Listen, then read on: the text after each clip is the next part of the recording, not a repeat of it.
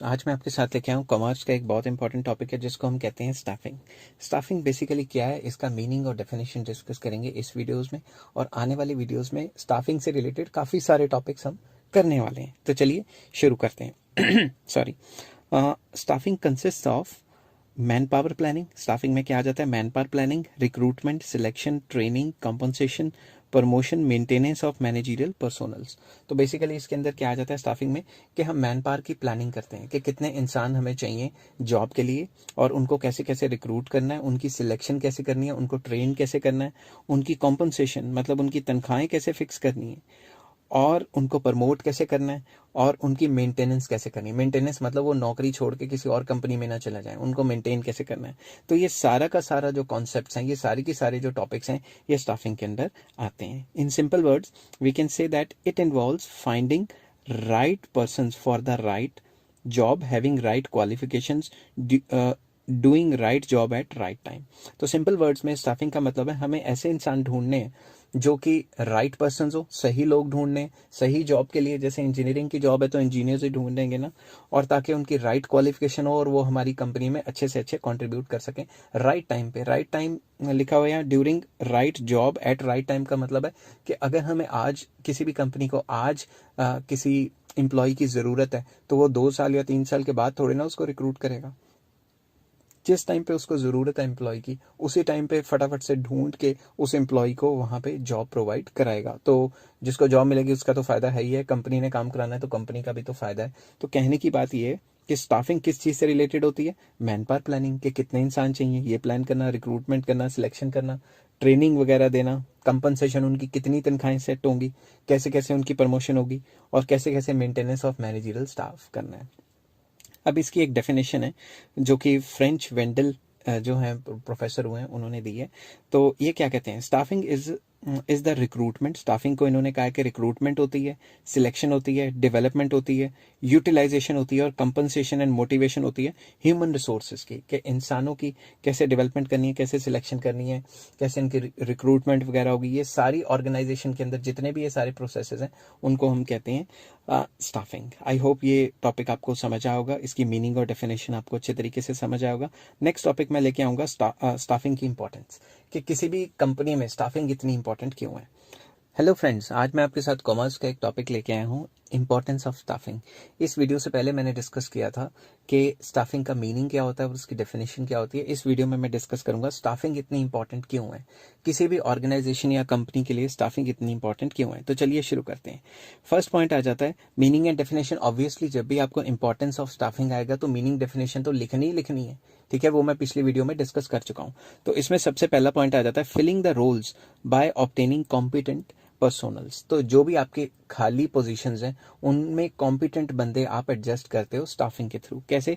Staffing is needed to fill job position. Staffing चाहिए होती है ताकि हम जॉब पोजीशंस को फिल कर सके। कोई इंसान रिटायर हो गया, कोई पोजीशन खाली होगी, किसी की ट्रांसफर होगी वगैरह वगैरह, तो वो तो जॉब पोजीशन खाली होगी। तो हम स्टाफिंग इसलिए करते हैं ताकि हम उस जॉब पोजीशन को फिल अप कर सकें। Employees are appointed to fill the vacant job under staffing. तो स्टाफिंग के अंदर जो जॉब वेकेंट हो गई होती हैं उनको फिल किया जाता है। Number 2, placing right person at right job. तो स्टाफिंग के जरिए, स्टाफिंग के थ्रू हम राइट पर्सन को चूज करते हैं ताकि उनको राइट जॉब में लगाया जा सके। फॉर एग्जाम्पल इंजीनियरिंग अगर हमें चाहिए, हमारी जॉब के लिए इंजीनियरिंग की डिग्री चाहिए या फिर इंजीनियर चाहिए, तो एक इंजीनियर को ही लगाएंगे ना, उसमें किसी बीए या फिर कॉमर्स वाले को थोड़ी ना लगाएंगे उधर। तो मैं ये डिमोटिवेट नहीं कर रहा कि बीए या कॉमर्स वाले जो होते हैं वो ऐसे होते हैं, मगर मैं कह रहा हूँ कि जो पर्सन जहाँ पे चाहिए उसको उसी जॉब पोजीशन के लिए चूज किया जाएगा, ये स्टाफिंग के अंडर होता है। तो placing right person and right job के अंडर आ जाता है employees are given a place according to their qualification. उनको उनकी क्वालिफिकेशन के हिसाब से जॉब दी जाती है। इट एंश्योर्स हायर प्रोडक्टिविटी, और जितनी प्रोडक्टिविटी अच्छी होगी, परफॉर्मेंस अच्छी होगी, उतना ही कंपनी आगे जाएगी, ठीक है। Third point, growth of enterprises. वही वाली बात आ गई कि appointing efficient staff ensures continuous survival and growth of enterprises. जितना भी एफिशिएंट स्टाफ हम लगाएंगे इससे लगातार कंपनी को फायदा होगा और कंपनी की प्रॉफिट्स बढ़ेंगे, ठीक है। Enterprises grow with the efforts of its employees only. कोई भी कंपनी जब बढ़ती है या प्रॉफिट कमाती है वो किस वजह से कमाती है? क्योंकि उसमें अच्छे एम्प्लॉयज होते हैं, एफिशिएंट एम्प्लॉयज होते हैं। तो कंपनी की ग्रोथ तो होगी अगर अच्छी अच्छी हमारी स्टाफिंग प्रोसेस है और सही बंदे को सही जॉब दें तो। नेक्स्ट आ जाता है optimum utilization of human resources, मतलब फुलर यूटिलाइजेशन हम करते हैं ह्यूमन रिसोर्सेज के बाय मैन पावर प्लानिंग। अगर हम मैन पावर प्लानिंग करते हैं एंड जॉब एनालिसिस करते हैं, we can find out the number of employees and type of employees required. अगर हम पहले से स्टाफिंग के जो इनिशियल स्टेजेस हैं उसमें क्या आता है, मैन पावर प्लानिंग, पहले से प्लान करें कि ये पर्टिकुलर डिपार्टमेंट हम खोलने लगे, इसमें कितने इंसान चाहिए, मैन पावर प्लानिंग करना। और जॉब एनालिसिस करना कि किस टाइप का बंदा चाहिए, किस क्वालिफिकेशन का बंदा चाहिए और कितने नंबर ऑफ एम्प्लॉयज़ चाहिए। अगर ये सारा का सारा हम स्टडी करके रखें तो जितने भी हमें एम्प्लॉयज़ रिक्वायर्ड हैं उनको ही जॉब देंगे, उनसे ज़्यादा को जॉब नहीं देंगे, तो उससे क्या होगा, एफिशिएंट यूटिलाइजेशन हो जाएगी। तो जब भी हम अच्छी स्टाफिंग करते हैं तो उससे ओवर स्टाफिंग नहीं होती। जहाँ 4 इंसान चाहिए तो 4 ही आएंगे ना, 4 ही एम्प्लॉयज़ आएंगे। अगर हम स्टाफिंग प्रोसेस अच्छा नहीं करते, हमें पता ही नहीं लगेगा कि भाई मैन पावर प्लानिंग नहीं कर रहे, हमें नहीं पता लगेगा कि कितने एम्प्लॉयज़ को जॉब्स देनी थी, तो हम क्या पता 4 की जगह 10 रख लें। ठीक है, तो इसमें क्या होगा, ना ही ओवर स्टाफिंग होगी, ना ही शॉर्टेज होगी, ना ही अंडर यूटिलाइजेशन ऑफ एम्प्लॉयज़ होगी, क्योंकि हम पहले से ही प्रॉपर मैन पावर प्लानिंग करके चल रहे हैं और जॉब एनालिसिस करके चल रहे हैं। तो हमें पता है कितने एम्प्लॉयज़ चाहिए, उनकी क्या क्या क्वालिफिकेशंस होनी चाहिए, तो ये हम पहले से ही प्लान करके चलेंगे तो fuller utilization of human resource हो जाएगी। नेक्स्ट है helps in competing. Only efficient employees helps organization to win over the competitor.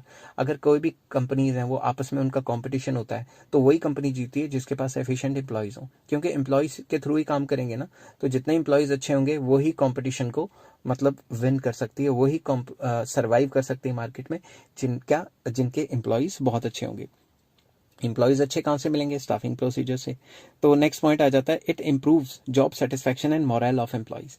तो इसमें स्टाफिंग के अंदर क्या क्या आ जाता है, training, staffing includes trainings, promotion, compensation etcetera. तो जितना अच्छा हम एम्प्लॉय को ट्रेनिंग देंगे उतना अच्छा वो काम करेगा, उसकी प्रमोशन करेंगे वो खुश रहेगा, और कंपनसेशन मतलब तनख्वाहें अच्छी देंगे उसको तो तब भी वो खुश रहेगा, तो उसकी जॉब सेटिस्फैक्शन बढ़ेगी। It helps in motivating the employees. इससे क्या होता है, ये सारे काम अगर हम करें एम्प्लॉयज के साथ तो उसे मोटिवेट भी मिलती है और उसका जो मोरल है वो बूस्टअप करता है और वो और अच्छे तरीके से काम करता है। नेक्स्ट आ जाता है key to effectiveness of other functions. जितने भी फंक्शंस हैं वो करने तो एम्प्लॉयज नहीं है, सारे फंक्शंस तो एम्प्लॉयज या ह्यूमन बींग्स ही करते हैं ना कंपनी में। अगर मशीन भी चलानी है तो वो तो इंसान ही चलाएगा ना, किस तरीके से मशीन की फुलर यूटिलाइजेशन करनी है। तो जितने भी कंपनी के काम है वो करने तो इंसान नहीं, अगर अच्छे इंसान चूज करेंगे, अच्छे एम्प्लॉयज चूज करेंगे, कंपनी आगे जाएगी। तो इसमें लिखा है all the functions are performed by human beings without efficient staffing no other function can be carried efficiently and effectively. अगर हमने अच्छे एम्प्लॉयज ही चूज नहीं किए तो कोई भी फंक्शन जो होगा वो इनएफिशिएंट रहेगा और इफेक्टिवली नहीं पूरा हो पाएगा। तो आई होप ये जो इंपॉर्टेंस मैंने आपको करवाई है स्टाफिंग की ये आपको समझ आ गई होगी। आप इसको पॉज कर करके इसके नोट्स राइट डाउन कर सकते हो, ये आपके लिए बहुत फायदेमंद रहेंगे। नेक्स्ट टॉपिक जो मैं लाने वाला हूँ नेक्स्ट वीडियो में वो है staffing versus human resource management, जो नेक्स्ट वीडियो में आएगी। आपको अगर ये वीडियो पसंद आई, मेरी मेहनत अगर आपको पसंद आई और समझ आई तो आप इसको लाइक कीजिए, शेयर कीजिए एंड सब्सक्राइब कीजिए। Take care, have a nice. Hello friends, आज मैं आपके साथ डिस्कस करूंगा स्टाफिंग का एक और टॉपिक जो कि कॉमर्स के अंदर स्टाफिंग आता है, और उसका एक और टॉपिक डिस्कस करूंगा। ये सीरीज ऑफ वीडियोस चलने वाली है, तो चलिए शुरू करते हैं। टॉपिक का नाम है staffing versus human resource management. Staffing और ह्यूमन रिसोर्स मैनेजमेंट में क्या फ़र्क है, माइन्यूट सा फ़र्क है, बहुत छोटा सा फ़र्क है। तो कई लोग कंफ्यूज हो जाते हैं कि ये होता क्या है। सबसे पहले ये तो आपको पता ही है कि स्टाफिंग का मतलब क्या है। स्टाफिंग का मतलब ट्रेनिंग देना, सिलेक्शन करना, planning, man power, recruitment and compensation. ठीक है, बट अब इन सारी चीज़ों को किस तरीके से उन्होंने मतलब इस्तेमाल किया है स्टाफिंग और ह्यूमन रिसोर्स मैनेजमेंट में, ये शुरू करते हैं और इसमें डिफरेंस का पता लगाते हैं। तो सबसे पहले when these functions are carried out at a small scale in a small organization we call it staffing। अगर ये सारे काम छोटी कंपनी में हो रहे हैं और स्मॉल स्केल पे हो रहे हैं तब हम उसे क्या कहेंगे, स्टाफिंग। बट अगर ये सारे काम लार्ज स्केल पे हो रहे हैं और बिग ऑर्गेनाइजेशन कर रही है और इसके लिए उन्होंने सेपरेट डिपार्टमेंट बनाया हुआ है तो उसको हम कहेंगे ह्यूमन रिसोर्स मैनेजमेंट डिपार्टमेंट। तो सिंपल वर्ड्स में ये सारे काम, कौन से काम, ये वाले training, selection, man power, planning, recruitment, compensation, अगर ये छोटी कंपनी कर रही है जिसके लिए उन्होंने स्पेशल अलग से डिपार्टमेंट नहीं बनाया हुआ तो उसे कहेंगे स्टाफिंग। बट अगर कोई बड़ी कंपनी कर रही है और ये सारे काम करने के लिए एक स्पेशल अलग से डिपार्टमेंट बना हुआ है तो उसे कहेंगे हम human resource management department. I hope ये चीज़ आपको अब क्लियर हो गई होगी। तो अगर क्लियर हो गई है तो please like share and subscribe. Hello friends, आज मैं आपके साथ डिस्कस करूंगा कॉमर्स के अंदर एक चैप्टर आता है स्टाफिंग, उसका एक पार्ट है स्टाफिंग प्रोसेस। तो स्टाफिंग प्रोसेस क्या होता है, इसका मीनिंग, डेफिनेशन एंड इंपॉर्टेंस वगैरह मैं पहले डिस्कस कर चुका हूँ। तो चलिए शुरू करते हैं स्टाफिंग प्रोसेस। तो सबसे पहले स्टाफिंग प्रोसेस क्या है, it is both line as well as staff activity. ये एक लाइन एक्टिविटी भी है और ये स्टाफ एक्टिविटी भी है। तो एज अ लाइन एक्टिविटी और स्टाफ एक्टिविटी इसके अंदर क्या होता है, चलिए डिस्कस करते हैं। As a line activity it includes planning, organizing, directing, controlling and staffing. तो बेसिकली इसके अंदर ये सारी चीज़ें आ जाती हैं, planning, organizing, directing, staffing, which are performed by every manager. जो भी एक डिपार्टमेंट का मैनेजर है, ये सारे फंक्शन जो है वो करता है, परफॉर्म करता है। तो इसीलिए ये जो स्टाफिंग है ये एक लाइन एक्टिविटी है। दूसरी तरफ एज अ स्टाफ एक्टिविटी, ये जो स्टाफिंग प्रोसेस है ये स्टाफ एक्टिविटी क्यों है, because it is an important area of management, like marketing management, like financial management, etcetera etcetera. इसलिए इसको एक स्टाफ एक्टिविटी भी कहा जाता है। तो ये तो आप इंट्रोडक्शन में लिख सकते हो। तो स्टाफिंग प्रोसेस के अंदर कई स्टेप्स आ जाते हैं, और कौन कौन से स्टेप्स आते हैं उन पे मेन फोकस रखते हैं। तो सबसे पहला स्टेप आ जाता है इसमें एस्टिमेटिंग मैन पावर रिक्वायरमेंट। हमें क्या करना है, एस्टिमेट करना है कि हमें कितने बंदे चाहिए। अगर फालतू रख लेंगे तो कंपनी को फालतू में तनख्वाहें देनी पड़ेंगी। तो एस्टिमेशन एकदम स्ट्रिक्ट होनी चाहिए, सही होनी चाहिए। तो इसके अंदर हमने लिखा है फर्स्ट पॉइंट, जब भी स्टाफिंग प्रोसेस है क्या होता है, it begins with the estimation of man power needs. तो जब भी हम शुरुआत करते हैं तो सबसे पहले एस्टिमेट करते हैं कि हमें कितने एम्प्लॉयज चाहिए। Finding out number and type of employees, number of employees find out करते हैं कि कितने नंबर ऑफ एम्प्लॉयज चाहिए, और टाइप ऑफ एम्प्लॉयज के इंजीनियर चाहिए या कॉमर्स वाले चाहिए या फिर मैनेजमेंट वाले चाहिए, किस टाइप के मतलब एम्प्लॉयज चाहिए। Type of employees means qualification based selection, मतलब क्वालिफिकेशन के हिसाब से जो सिलेक्शन है वो क्वालिफिकेशन के हिसाब से होगी, और किस क्वालिफिकेशन के हमें एम्प्लॉयज चाहिए। अब इसमें एस्टिमेटिंग मैन पावर नीड्स के अंदर तीन आ जाती हैं। एक आता है वर्कलोड एनालिसिस, एक आ जाता है वर्कफोर्स एनालिसिस, और तीसरा आ जाता है इनको कंपेयर करना। तो चलिए शुरू करते हैं। वर्कलोड एनालिसिस में क्या होता है, finding number and type of employees required to perform various jobs. के इसमें हम number of employees and type of employees ढूंढते हैं, इसको कहते हैं work load analysis. Workforce analysis में क्या कहते हैं, एनालाइज करते हैं कि एग्जिस्टिंग वर्कफोर्स या एग्जिस्टिंग एम्प्लॉयज ऑलरेडी जो काम कर रही है जॉब पोजीशंस पे वो कितनी है। ठीक है, it deals with analysing the overburden and underburden employees, मतलब जो एम्प्लॉयज ओवरबर्डन है या अंडरबर्डन है उनको सर्च करना। अगर तो कोई भी वर्कर ओवरबर्डन है, ये ना वो काम छोड़ के किसी और कंपनी को ज्वाइन कर ले, तो उधर भी एक एम्प्लॉय चाहिए। अगर अंडरबर्डन है तो तनख्वाह ज्यादा दे रहे हो और काम कम कर रहा है, वो भी कंपनी का नुकसान है, तो वो उसको डबल काम देगी या पहले से ज्यादा काम देगी जितना वो कर सकता है। तो वर्कफोर्स एनालिसिस में हम एग्जिस्टिंग एम्प्लॉयज की स्टडी करते हैं जो ओवरबर्डन है या अंडरबर्डन है। ठीक है, तो उसके बाद तीसरा आ जाता है कंपैरिजन। कंपैरिजन में क्या करते हैं, by comparing workload and workforce analysis. इन दोनों के दोनों एनालिसिस को, वर्कफोर्स एंड वर्कलोड एनालिसिस को कंपेयर करते हैं। और मैनेजर्स क्या करता है, मैनेजर कंक्लूजन निकालता है कि भाई ओवर स्टाफिंग है या अंडर स्टाफिंग है। ओवर स्टाफिंग है, ज्यादा बंदे रखे हुए हैं तो उनको किसी और डिपार्टमेंट में भेज देगा या उनकी छुट्टी कर देगा, और अगर कम बंदे रखे हुए हैं तो कितने कम बंदे पढ़ रहे हैं उसी के हिसाब से जॉब्स को क्रिएट करेगा। तो फर्स्ट पॉइंट क्या था, फर्स्ट पॉइंट में हमने डिस्कस किया एस्टिमेटिंग मैन पावर रिक्वायरमेंट। तो चलिए अब सेकंड पॉइंट पे चलते हैं।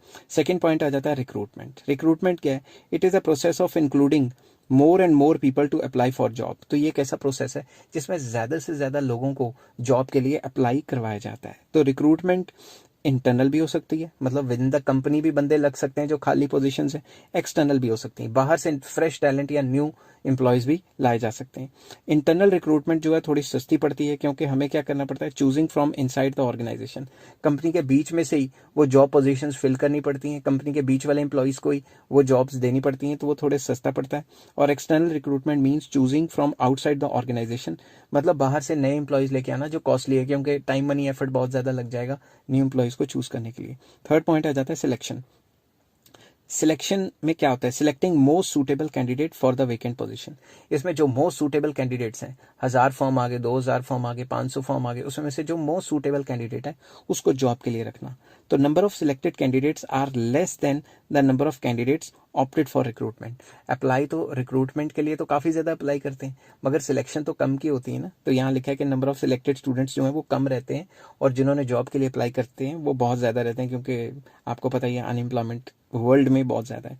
Fourth point, placement and orientation. तो प्लेसमेंट का मतलब क्या होता है, placement means occupying the post by candidate for which he और शी इज सिलेक्टेड। तो जिस काम के लिए उस एम्प्लॉय को सिलेक्ट किया गया है उस काम पे उसको रखना, उस पोस्ट पे उसको रखना, उसे कहते हैं प्लेसमेंट। और ओरिएंटेशन का मतलब क्या होता है? Orientation means introduction of new employees to existing employees, नए एम्प्लॉयज को एग्जिस्टिंग एम्प्लॉयज के साथ मिलाना। इसके लिए पार्टीज वगैरह की जाती हैं। तो मल्टीनेशनल कंपनियों में पार्टीज वगैरह इसलिए की जाती हैं कि जो न्यू एम्प्लॉयज हैं उनको फैमिलियर कर दिया जाए जो एग्जिस्टिंग एम्प्लॉयज हैं उनके साथ। नेक्स्ट आ जाता है ट्रेनिंग एंड डेवलपमेंट। तो एक बार उनको चूज कर लिया और उनको जॉब पे बिठा दिया, उसके बाद उनकी ट्रेनिंग चलेगी। ट्रेनिंग क्यों होती है? In order to improve the skills of employees, it is necessary to provide training and development opportunities. तो उनको ट्रेन किया जाता है और ट्रेनिंग एंड डेवलपमेंट प्रोसेसेस होते हैं कई, तो उनको ट्रेनिंग देके उनके काम में और ज़्यादा महारत हासिल करा दी जाती है। इससे क्या होता है? ट्रेनिंग से उनकी एफिशिएंसी बढ़ती है। नेक्स्ट आ जाता है परफॉर्मेंस अप्रेजल। परफॉर्मेंस अप्रेजल में क्या होता है? Evaluating employees performance against some standards. तो फॉर एग्जांपल एक साल में कोई भी एक पर्टिकुलर एम्प्लॉय इतना काम करेगा, तो ये तो स्टैंडर्ड सेट हो गया। तो अब स्टैंडर्ड के हिसाब से वो कितना ज़्यादा काम करता है, कितना कम काम करता है, वो कहाँ पे लिखा होता है? वो लिखा होता है परफॉर्मेंस अप्रेजल में। तो परफॉर्मेंस अप्रेजल एक ऐसी रिपोर्ट होती है जिसमें ये सारी चीज़ें लिखी होती हैं कि उसने पहले से बेहतर काम किया है या जो स्टैंडर्ड है उससे ज़्यादा परफॉर्म किया ऑब्वियसली उसको तनख्वाह बढ़ जाती है, प्रमोशन हो सकती है वगैरह वगैरह। ठीक है, ये रिपोर्ट बनाते कौन है? सुपीरियर्स। जो सुपीरियर्स हैं वही ये रिपोर्ट बनाते हैं। ठीक है, जो हमारे सर के ऊपर बैठ के मैनेजर्स हमसे काम करा रहे हैं वही ये रिपोर्ट्स बनाते हैं। नेक्स्ट पॉइंट आ जाता है प्रमोशन करियर प्लानिंग। इसके अंदर promotion means being placed at a higher job position with more pay, के प्रमोशन दे देना उसको ज़्यादा ऐसी मतलब जिस लेवल पे काम कर रहे हैं उससे हायर लेवल पे अब उनको प्रमोट कर देना, जिससे उनकी तनख्वाह वगैरह बढ़ जाएगी और जॉब सेटिस्फेक्शन अच्छी हो जाएगी और रिस्पॉन्सिबिलिटी भी उनकी पहले से ज़्यादा बेहतर मतलब ज़्यादा हो जाएगी रिस्पॉन्सिबिलिटी भी, क्योंकि जैसे जैसे ऊपर जॉब पोजीशन में काम करेंगे रिस्पॉन्सिबिलिटीज़ लगातार बढ़ती जाती हैं। उसके बाद आ जाता है 8th पॉइंट, इसमें लास्ट पॉइंट है प्रोसेस का, कॉम्पनसेशन। कॉम्पनसेशन मीन्स तनख्वाह वगैरह। It includes pays, rewards and other incentives given to the employees. It includes direct as well as indirect payments. Direct payment मतलब डायरेक्ट तनख्वाह, इनडायरेक्ट में आ जाता है फ्रिंज बेनिफिट्स, जैसे इंश्योरेंस करवा दी, बच्चों के लिए घर दे दिया रहने को, कार दे दी वगैरह वगैरह। Direct payments includes wages and salaries etcetera.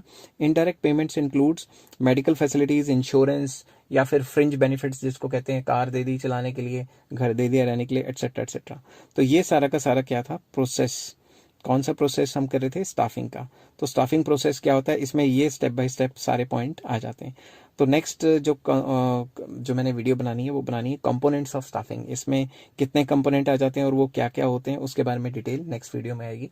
अगर आपको ये वीडियो पसंद आई है तो please like, share and subscribe. Hello friends, आज मैं आपके साथ एक टॉपिक डिस्कस करूंगा कॉमर्स का। उसके अंदर कॉमर्स के अंदर एक टॉपिक आता है स्टाफिंग। स्टाफिंग के अंदर एक टॉपिक आता है कंपोनेंट्स ऑफ स्टाफिंग, कि स्टाफिंग के कंपोनेंट्स क्या होते हैं, स्टाफिंग में क्या क्या चीज़ आती है। स्टाफिंग में सबसे पहले आता है रिक्रूटमेंट, सिलेक्शन एंड ट्रेनिंग। ये 3 प्रोसेस स्टाफिंग को कामयाब बनाते हैं। तो इससे सबसे पहला जो प्रोसेस है वो है रिक्रूटमेंट। रिक्रूटमेंट क्या होता है, किस तरीके से की जाती है और कैसे कैसे होती है, इस सारे जो टॉपिक है इसको मैं आज डिस्कस करूंगा और फिर सिलेक्शन एंड ट्रेनिंग पे अलग से वीडियो बनाऊंगा। तो चलिए शुरू करते हैं। रिक्रूटमेंट। रिक्रूटमेंट का मतलब क्या होता है? It means attracting more and more candidates to apply for vacant job positions in an organization. किसी भी ऑर्गेनाइजेशन में ज़्यादा से ज़्यादा बंदों को अट्रैक्ट करवा के जॉब के लिए अप्लाई कराना, इसको रिक्रूटमेंट कहते हैं। मगर रिक्रूटमेंट एक पॉजिटिव प्रोसेस है जिसमें ज़्यादा से ज़्यादा बंदों को अप्लाई करवाया जाता है। ठीक है ना। सिलेक्शन में जो हमें चाहिए वो रखते हैं, बाकियों को निकाल देते हैं, तो वो एक नेगेटिव प्रोसेस होता है। नेगेटिव मतलब उसमें हम बंदों की छांटी कर देते हैं कि जो हमें नहीं चाहिए उनको निकाल देते हैं। रिक्रूटमेंट पॉजिटिव है, उसमें ज़्यादा से ज़्यादा लोग अप्लाई करते हैं। तो सोर्सेज ऑफ रिक्रूटमेंट क्या होते हैं, कहाँ कहाँ से रिक्रूटमेंट होती है? 2 सोर्सेज हैं। सबसे पहला इंटरनल सोर्स और फिर एक्सटर्नल सोर्स। इंटरनल सोर्स जैसा कि मैंने पहले भी बताया था कि when vacant job positions are filled by existing employees, वो एम्प्लॉयज जो ऑलरेडी कंपनी में जॉब कर रहे हैं, अगर उन्हीं को प्रमोट करके जो वेकेंट पोजीशंस है उसमें लगा दिया जाता है, उसमें जॉब दे दी जाती है, तो उसे इंटरनल सोर्स कहते हैं। इंटरनल सोर्स या इंटरनल रिक्रूटमेंट कहते हैं। अब इंटरनल रिक्रूटमेंट के कुछ बेनिफिट्स हैं, कुछ फायदे हैं। क्या है? सस्ता पड़ता है, नए एम्प्लॉय को ढूंढने में टाइम, मनी, एफर्ट लगेगा, उसमें जो इंटरनल रिक्रूटमेंट है उसमें ऐसा नहीं लगता। मोटिवेशन, जो एग्जिस्टिंग एम्प्लॉयज है उनको मोटिवेट करता है कि भाई अगर हम अच्छा काम करेंगे तो हमारी ही प्रमोशन होगी। Less amount is spent, time money effort कम लगता है उनको ट्रेनिंग करने में, क्योंकि जो एग्जिस्टिंग एम्प्लॉयज हैं उनको ऑलरेडी रूल्स रेगुलेशंस वगैरह पता होती हैं। नेक्स्ट पॉइंट भी यही आ गया कि भाई जो एग्जिस्टिंग एम्प्लॉयज हैं वो कंपनी के रूल्स रेगुलेशंस और काम करने के तौर तरीके से पहले से ही जो है वो उनको पता होता है, तो उनका टाइम वगैरह वेस्ट नहीं होता नए नए रूल्स रेगुलेशन सीखने में। इम्प्रूव्स परफॉर्मेंस, एग्जिस्टिंग एम्प्लॉयज़ की परफॉर्मेंस बढ़ेगी क्योंकि वो सोचेंगे कि अगर हम अच्छा काम करें तो हमारी प्रमोशन होगी, तो एग्जिस्टिंग एम्प्लॉयज़ काफ़ी ज़्यादा मोटिवेटेड फील करेंगे। Employees gets training in the form of job rotation, इसमें क्या होता है जो फिल करने होते हैं पोजीशंस उनको जॉब रोटेशन के थ्रू भी किया जा सकता है। जैसे आप कभी बैंक में जाओ तो कभी एक इंसान कैश पे बैठा होता है, कभी दूसरी पोजीशन पे बैठा होता है, कभी तीसरी पोजीशन पे, तो जॉब रोटेशन के थ्रू भी उनकी जो वेकेंट पोजीशंस है वो फिल की जा सकती हैं। तो ट्रांसफर सरप्लस एम्प्लॉय, कई बार क्या होता है कुछ डिपार्टमेंट में 10 की जगह 12 बंदे काम कर रहे हैं, गलती होगी स्टाफिंग में ज़्यादा बंदे रख लिए, ठीक है, तो जो फालतू बंदे हैं उनको भी जो वेकेंट पोजीशंस हैं उन पे रखा जा सकता है। तो transfer surplus employees to other departments, जिस डिपार्टमेंट में एम्प्लॉयज़ की कमी है या वेकेंट पोजीशंस है वहाँ पे ट्रांसफ़र कर दिया जाए, ये भी एक इंटरनल रिक्रूटमेंट का एक तरीका है। उसके बाद एक आ जाता है ड्रॉबैक्स ऑफ इंटरनल रिक्रूटमेंट। जो इंटरनल रिक्रूटमेंट है उसके कुछ ड्रॉबैक्स भी हैं, ड्रॉबैक्स मतलब कुछ खामियां भी हैं। क्या क्या खामी है? पहली खामी, नो फ्रेश टैलेंट और आइडियाज़, इस टाइप के काम में कोई फ्रेश आइडियाज़ या कोई फ्रेश टैलेंट नहीं आता। जो पुराने एम्प्लॉयज़ हैं, जो जिनकी पुरानी नॉलेज है वही मतलब काम करते रहेंगे। और दूसरा आ जाता है लिमिटेड चॉइस, अगर आपने विद इन द कंपनी बंदे चूज करने तो आपके पास तो चॉइस ही लिमिटेड है, ठीक है ना, क्योंकि अगर बाहर से अप्लाई करवाते तो पता नहीं हज़ारों लोग अप्लाई करते, अगर हज़ारों लोग अप्लाई करेंगे आपके पास चॉइसेस बढ़ जाएंगी। Not suitable for new organization, जब भी कोई नई कंपनी खुल रही है तो एग्जिस्टिंग स्टाफ तो उनके पास है ही नहीं, तो उस केस में तो ये चीज़ फेल ही होगी ना इंटरनल रिक्रूटमेंट।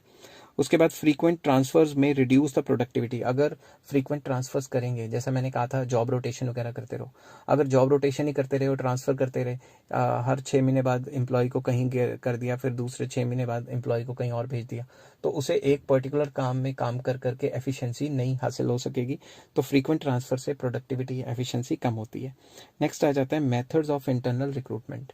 इंटरनल रिक्रूटमेंट जो है उसके कौन कौन से मेथड्स हैं, किन मेथड से इंटरनल रिक्रूटमेंट की जाती है? तो इसमें फर्स्ट आ जाता है ट्रांसफ़र। ट्रांसफ़र का मतलब क्या है? It means shifting of employees from one job position to another या to other position at the same level of authority. तो उनकी सेम सैलरी रहेगी, एक जगह से दूसरी जगह भेज दिया, अगर एक जगह एक पर्टिकुलर काम कर रहे थे दूसरी जगह भी उसी से रिलेटेड सेम पोजीशन में काम करेंगे, इस चीज़ को कहते हैं ट्रांसफ़र। नेक्स्ट आ जाता है promotion. It means shifting of employee from one job position to higher level of authority या हायर जॉब पोजीशन पे भेजना जहाँ पे उसकी सैलरी इंक्रीज होगी। तो इंटरनल रिक्रूटमेंट में सिर्फ दो ही चीज़ें, या तो एम्प्लॉय का ट्रांसफ़र कर दिया जाता है या फिर उसकी प्रमोशन कर दी जाती है। नेक्स्ट आता है एक्सटर्नल सोर्सेज या एक्सटर्नल रिक्रूटमेंट, जैसे यहाँ है ना इंटरनल सोर्सेज या इंटरनल रिक्रूटमेंट। नेक्स्ट आ जाता है एक्सटर्नल। एक्सटर्नल में क्या होता है? जब भी कोई बाहर से नए फ्रेश टैलेंट को लाया जाता है, बाहर से एम्प्लॉयज़ चूज किए जाते हैं, उसे हम एक्सटर्नल रिक्रूटमेंट या एक्सटर्नल सोर्सेज कहते हैं। When the candidates are invited to fill the vacant job position from outside the organization, जब हम बाहर के बंदों को जॉब के लिए अप्लाई कराते हैं उनको हम एक्सटर्नल रिक्रूटमेंट कहते हैं। इसके बेनिफिट्स क्या हैं? जो उसके डीमेरिट्स थे, इसमें क्या फ्रेश टैलेंट आ जाता है, वाइडर चॉइस, हमारे पास ज़्यादा चॉइस हो जाती है क्योंकि ज़्यादा बंदे अप्लाई करते हैं जॉब के लिए, इससे हमें क्वालिफाइड एंड ट्रेंड पर्सनस मिल सकते हैं, लेटेस्ट टेक्नोलॉजिकल नॉलेज वाले पर्सनस मिल सकते हैं, कॉम्पिटिटिव स्पिरिट, जब नए बंदों को रखेंगे तो उसमें जो एग्जिस्टिंग एम्प्लॉयज़ हैं उनके अंदर कंपटीशन आ जाएगा कि कल को ये हमारे से प्रमोशन लेके ऊपर ना चले जाएं, तो एग्जिस्टिंग स्टाफ भी और अच्छे से काम करेगा। बट इसके डीमेरिट्स भी हैं। पहला demerit, moral of existing employees जो है वो डाउन चला जाएगा। क्यों? वो कहेंगे ले कल के छोकरे आके हमारे सर पे बैठ गए और हमारे को सिखाने लग गए काम कैसे करने, तो एग्जिस्टिंग स्टाफ का मोरल काफ़ी डाउन हो जाता है। New employees may not adjust in the rules regulations of organization, नए एम्प्लॉयज़ को एडजस्ट करने में थोड़ा टाइम लगेगा तो वो एफिशिएंसी कम हो जाएगी। एक्सपेंसिव मेथड, नए एम्प्लॉयज़ को चूज़ करने में टाइम मनी एफर्ट बहुत ज़्यादा लगता है और ये एक लेंथी प्रोसेस है, क्योंकि ये जो जॉब देने का प्रोसेस है रिक्रूटमेंट से लेकर अल्टीमेटली जब तक वो जॉब पे लग नहीं जाता, इसमें कई महीने भी लग सकते हैं, ठीक है।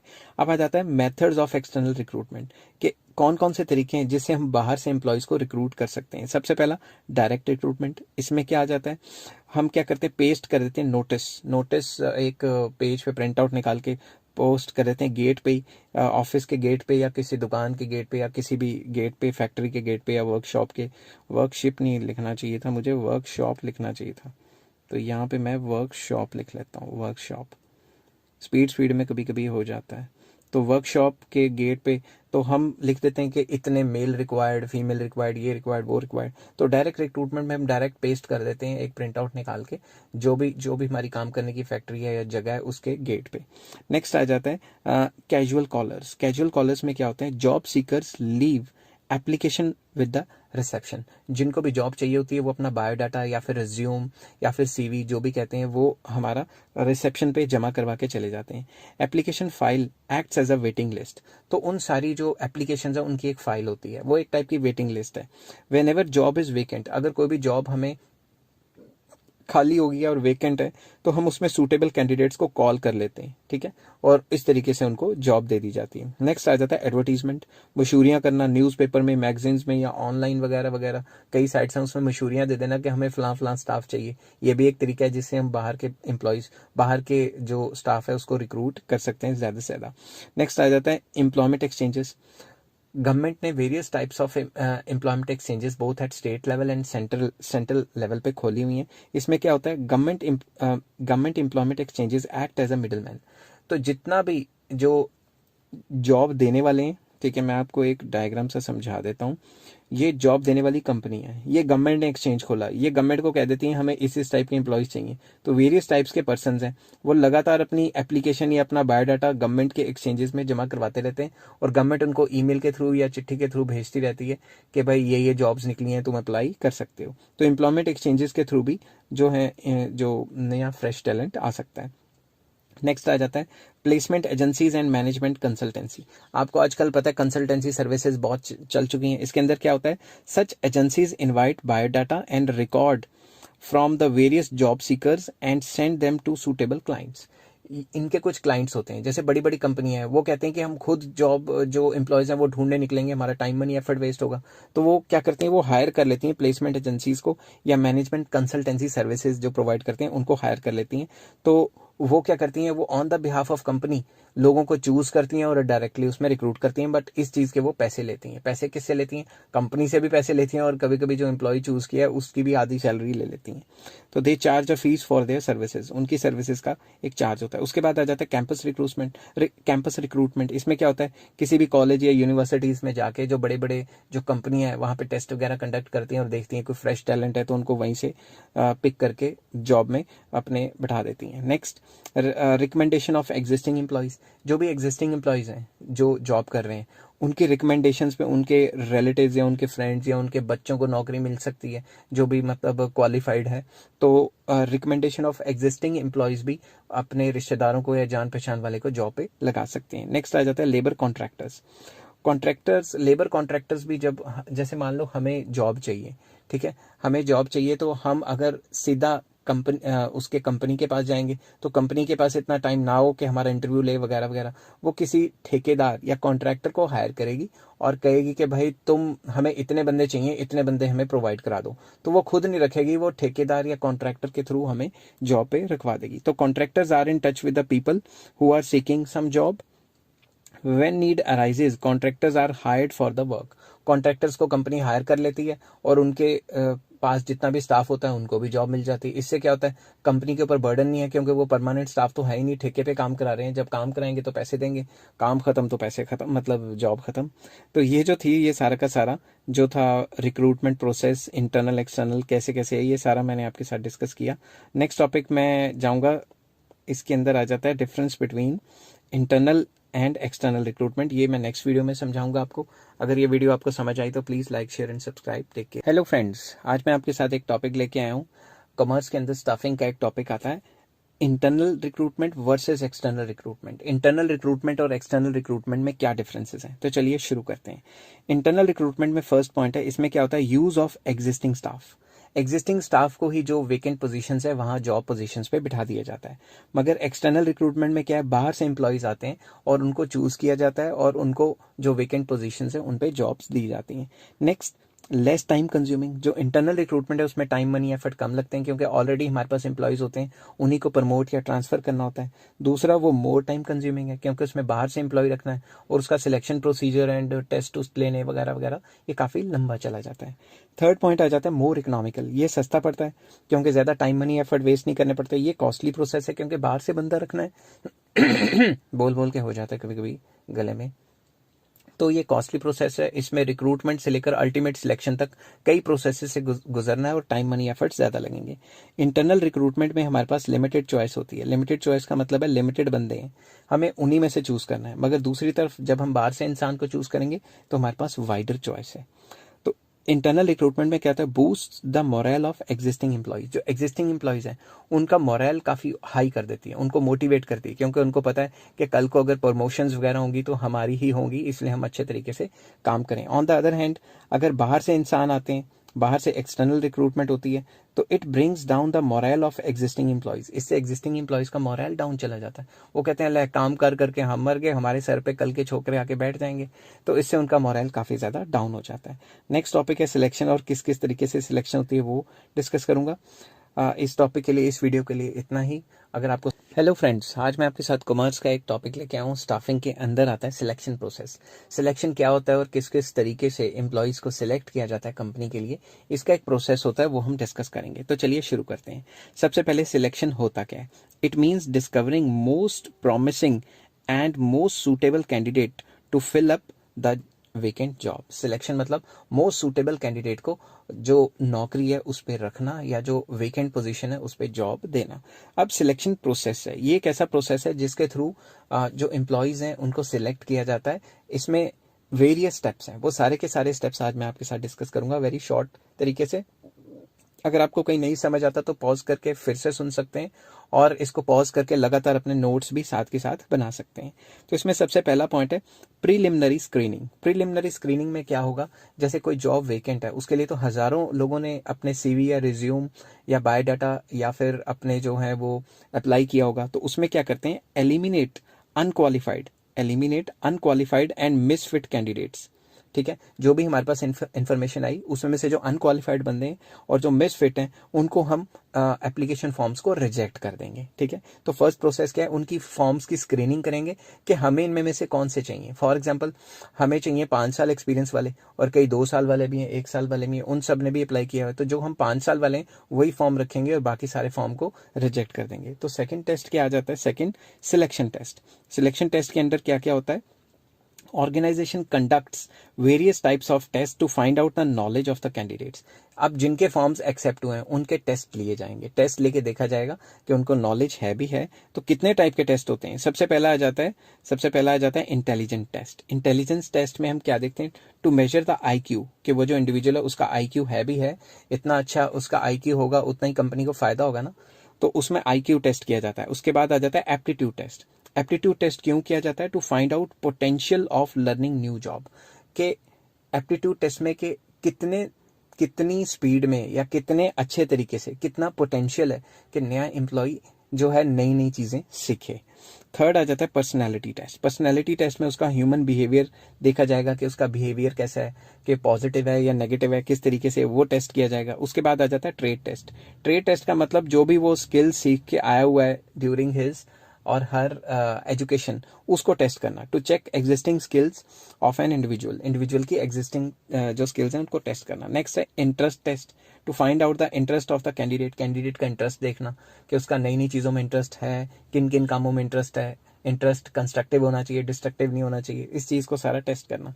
तो ये वेरियस टाइप्स ऑफ टेस्ट हैं, ये सिलेक्शन टेस्ट के अंदर आ जाते हैं। अगर ये टेस्ट वो पार कर लेता है तो थर्ड आ जाता है एम्प्लॉयमेंट इंटरव्यू। एम्प्लॉयमेंट इंटरव्यू में क्या होता है, candidates who qualify the test are called for interview. जिन्होंने टेस्ट पास कर लिया उनको इंटरव्यू के लिए बनाते हैं। तो final interviews are conducted by the panel of experts. इसमें एक्सपर्ट्स बंदे होते हैं, एक पैनल बनाया होता है, उसमें एक्सपर्ट्स बंदे होते हैं, वो इंटरव्यू वगैरह लेते हैं। इंटरव्यू में क्या होता है, questions are asked related to knowledge and profession of the candidate. मतलब कैंडिडेट का जो नॉलेज है और प्रोफेशन है उससे रिलेटेड कैंडिडेट से क्वेश्चन पूछे जाते हैं। इस प्रोसेस को इंटरव्यू प्रोसेस कहते हैं। इंटरव्यू नेक्स्ट आ जाता है चेकिंग रेफरेंसेस एंड बैकग्राउंड। एक बार उसको इंटरव्यू क्लियर हो गया तो उसके रेफरेंसेस चेक करेंगे। तो candidates are asked to give the names of the 2 references. उसको रेफरेंस दिया जाता है, रेफरेंस ज्यादातर दिया जाता है कोई अगर आपको कोई ऐसा बंदा जानता है जो अच्छी पोस्ट पे बैठा है, वो आपको आपकी गवाही दे दे कि हाँ मैं इसको जानता हूँ और इसके खिलाफ कोई केस कुछ नहीं है। ज्यादातर क्या होता है, जो लोग हैं वो रेफरेंस में अपने टीचर्स के नाम देते हैं, ठीक है, या फिर कोई बड़े ऑफिसर्स होते हैं उनको जानते हैं, उनके नाम वगैरह देते हैं। और इसमें क्या होता है, organisation prefer to check the references about the personal character, कि उसके करेक्टर को देखना चाहते हैं कि ये जो बंदा है ये कितने सालों से इस पर्टिकुलर बंदे को जानता है, उसका करेक्टर अच्छा है बुरा है क्या है। कभी कभी तो ये भी चेक कर लेते हैं कि भाई जिस एरिया में वो रहता है उसके जो पुलिस स्टेशन है उसमें कोई केस तो नहीं चला हुआ उसके खिलाफ, या कोई FIR DDR तो नहीं हुई, वो भी तहकीकात वो करते हैं, मतलब इन्वेस्टिगेशन करते हैं। नेक्स्ट है सिलेक्शन डिसीजन। अगर ये सारी चीजें क्लियर हो जाती हैं तो नेक्स्ट है सिलेक्ट करना है कि नहीं करना। तो इफ कैंडिडेट्स पास कर देता है, candidates who pass the test interview and reference check are included in the selection list. तो एक लिस्ट बना दी जाती है, उसको सिलेक्शन लिस्ट कहा जाता है। Managers select most suitable candidate from this list. Managers जो भी इस लिस्ट में सबसे ज्यादा सूटेबल बंदे होंगे उनको सिलेक्ट कर लेते हैं, और जिनको सिलेक्ट किया उसके बाद उनका क्या होता है, मेडिकल एग्जामिनेशन। तो मेडिकल एग्जामिनेशन में क्या होता है, candidates selected are sent for medical fitness test. ये देखेंगे कि मेडिकल फिटनेस उनकी है या नहीं है। अब आप खुद सोचो, अगर कोई भी एम्प्लॉय मेडिकली फिट ना हो और उसको कोई ऐसी बीमारी हो जो कि वो लगातार उसके काम को हिंडर करे, तो कोई भी कंपनी ऐसे एम्प्लॉय को जॉब नहीं देना चाहेगी कि हर तीसरे दिन छुट्टी मारता रहेगा तो काम कब करेगा। तो ऑर्गेनाइजेशंस क्या करती हैं, they appoint their own doctors to do the test. वो अपने खुद के डॉक्टर रखती हैं, वो किसी और वो, क्योंकि कोई भी गलत मतलब रिश्वत दे के भी रिपोर्ट बना सकता है, तो उस पर डिपेंड नहीं करती। ज्यादातर तो क्या करती हैं, कॉन्ट्रैक्ट साइन कर लेती हैं हॉस्पिटल्स के साथ कि भाई हमारे जितने भी एम्प्लॉय आएंगे तुम उनकी मतलब मेडिकल टेस्ट वगैरह लोगे, या तो हॉस्पिटल के साथ कॉन्ट्रैक्ट कर लिया जाता है या अपने खुद के डॉक्टर्स वो रखते हैं। नेक्स्ट है, अगर वो भी पास हो जाता है तो जॉब ऑफर लेटर दे देना उनको। इसमें क्या होता है, applicants who clear medical test are given job offer letter through letter of appointment. उनको लेटर ऑफ अपॉइंटमेंट दे दी जाती है। इन दिस लेटर या in the letter date of joining दी होती है, terms and condition of jobs दी होती हैं, एटसेट्रा एटसेट्रा। उसके बाद क्या होता है, contract of employment. When the candidate accept, जब वो एक्सेप्ट कर लेते हैं जॉब ऑफर को, it refers to signing the contract of the employment. इसको क्या कहते हैं, अगर वो एक्सेप्ट कर रहे हैं तो उन्होंने जो कॉन्ट्रैक्ट है वो कंपनी के साथ साइन कर लिया। इसमें क्या होता है, contents of contract include job title के, उसकी क्या जॉब होगी, उसकी ड्यूटीज क्या होंगी, रिस्पॉन्सिबिलिटीज क्या होगी, तनख्वाह क्या होगी, अलाउंसेस क्या होंगे, रूल्स रेगुलेशन क्या होंगे कंपनी के, वो सारी की सारी चीजें। तो ये 8 जो थे वो प्रोसेसेस थे जो सिलेक्शन के अंदर आ जाते हैं, जो हर एक कंपनी जब भी सिलेक्शन करती है, बड़ी कंपनीज इन सारी बातों को ध्यान में रखती हैं। अगर आपको ये वीडियो पसंद आई हो तो please like share and subscribe. Next topic जो आने वाला है वीडियो में, वो रिक्रूटमेंट और सिलेक्शन में डिफरेंसेस आने वाले हैं। तो हेलो फ्रेंड्स, आज मैं आपके साथ कॉमर्स का एक टॉपिक लेके आया हूँ, रिक्रूटमेंट वर्सेस सिलेक्शन। रिक्रूटमेंट और सिलेक्शन में क्या डिफरेंसेस हैं वो हम डिस्कस करेंगे काफ़ी शॉर्ट में और अच्छे तरीके से पता लगाने की कोशिश करेंगे। तो सबसे पहले रिक्रूटमेंट और सिलेक्शन मैंने अलग अलग लिख लिए हैं लेफ्ट हैंड राइट साइड पे। तो सबसे पहले रिक्रूटमेंट का मतलब क्या होता है। रिक्रूटमेंट का मतलब होता है searching more and more suitable candidates, ज़्यादा से ज़्यादा सूटेबल कैंडिडेट्स को अप्लाई करवाना जॉब के लिए। सिलेक्शन में क्या होता है, स्क्रीनिंग करना और सिलेक्ट करना, जो मोस्ट एलिजिबल है उनको रखना और बाकियों को छांटी कर देना, मतलब बाकियों को छुट्टी कर देना। Recruitment proceeds the selection function या सिलेक्शन प्रोसेस। जो भी पूरा का पूरा सिलेक्शन या स्टाफिंग प्रोसेस होता है उसका फर्स्ट पॉइंट क्या है, रिक्रूटमेंट, के ज्यादा से ज्यादा बंदों को जॉब्स के लिए अप्लाई कराना। Selection always start where recruitment ends. Recruitment का मतलब तो अप्लाई करवाना, जब अप्लाई करवा लिया वहां से सिलेक्शन शुरू हो जाती है कि कौन से बंदों को रखना है, कौन से बंदों को नहीं रखना। जैसा कि मैं पहले भी बता चुका हूं, जो रिक्रूटमेंट है वो एक पॉजिटिव प्रोसेस है, क्योंकि इसमें मोर एंड मोर कैंडिडेट्स को अप्लाई फॉर जॉब करवाया जाता है। और दूसरी तरफ ये नेगेटिव है, जो मोस्ट सूटेबल है उनको रखा जाता है, बाकियों को रिजेक्ट कर दिया जाता है। तो ये नेगेटिव प्रोसेस है। लास्ट पॉइंट आ जाता है नो कॉन्ट्रेक्चुअल एग्रीमेंट। जब भी आप रिक्रूटमेंट करते हैं उसके अंदर कोई एग्रीमेंट या कोई तनख्वाह थोड़ी ना फिक्स होती है, अभी तो रखना है बंदों को, मगर जब भी सिलेक्शन हो जाता है तो एक एग्रीमेंट हो जाता है एम्प्लॉयर और एम्प्लॉय के बीच में कि ये रूल्स रेगुलेशन है और इतनी तनख्वाह मिलेगी। आई होप ये डिफरेंस आपको पसंद आया होगा। पॉज करके आप इसको लिख भी सकते हैं।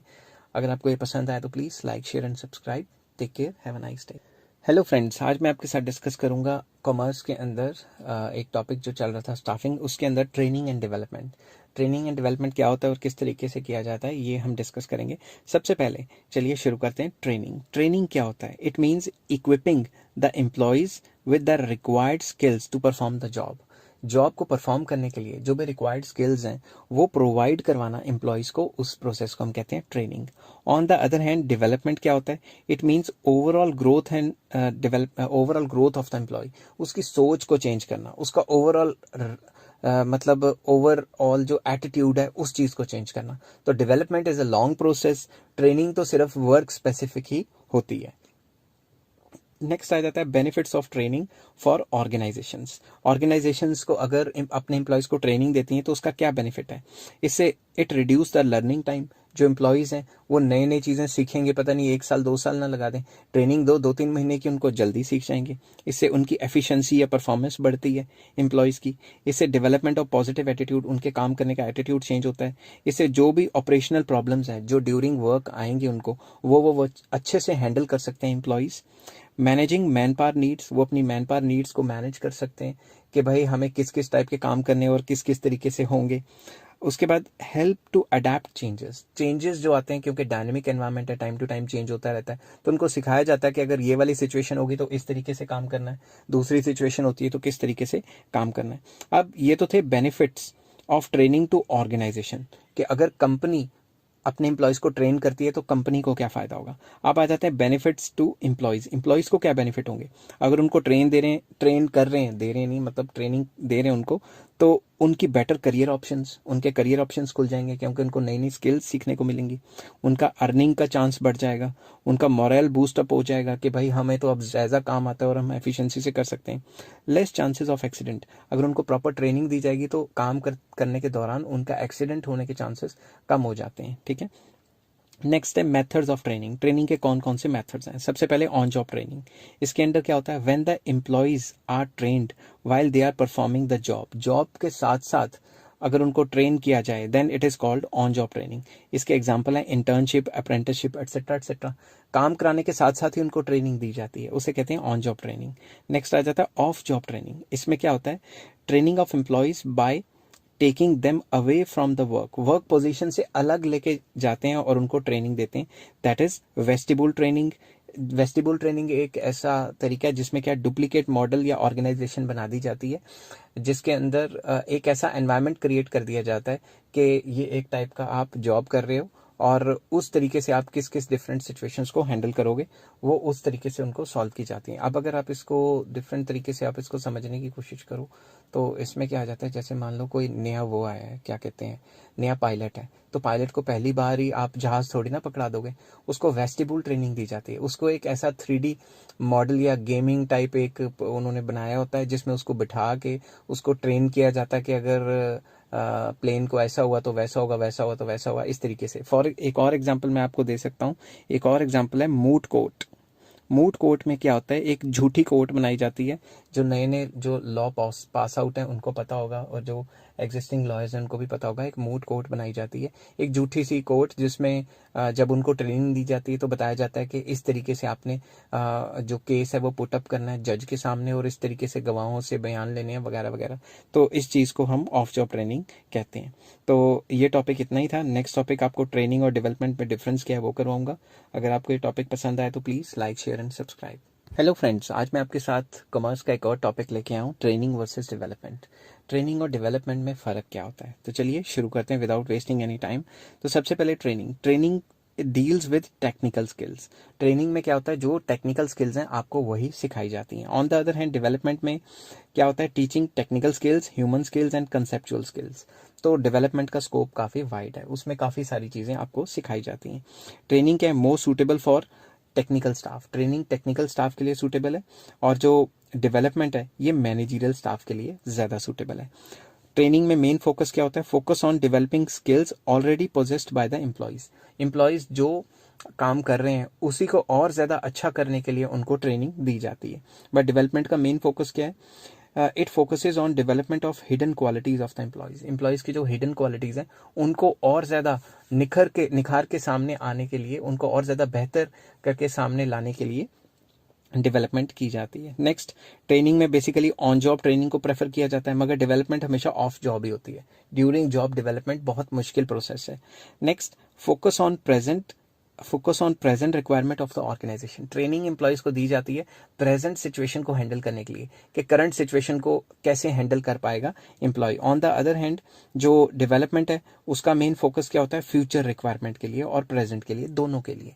प्रेजेंटली भी वो एम्प्लॉय को डेवलप करके उसकी स्किल्स को अच्छा करना चाहता है और उसकी सोच को, एटीट्यूड को चेंज करना चाहता है, और फ्यूचर के लिए भी। तो नेक्स्ट जो ट्रेनिंग है वो एक शॉर्ट टर्म प्रोसेस है, मगर डेवलपमेंट तो जब तक मरते नहीं हमारे अंदर डेवलपमेंट तो चलती रहेगी। नेक्स्ट है सुपीरियर टेक्स द इनिशिएटिव। जो हमारे सुपीरियर्स हैं वो नीचे वालों को, मतलब अगर हम किसी के अंडर काम कर रहे हैं तो वो इंसान जो हमारे ऊपर बैठा है वही हमें ट्रेनिंग देगा।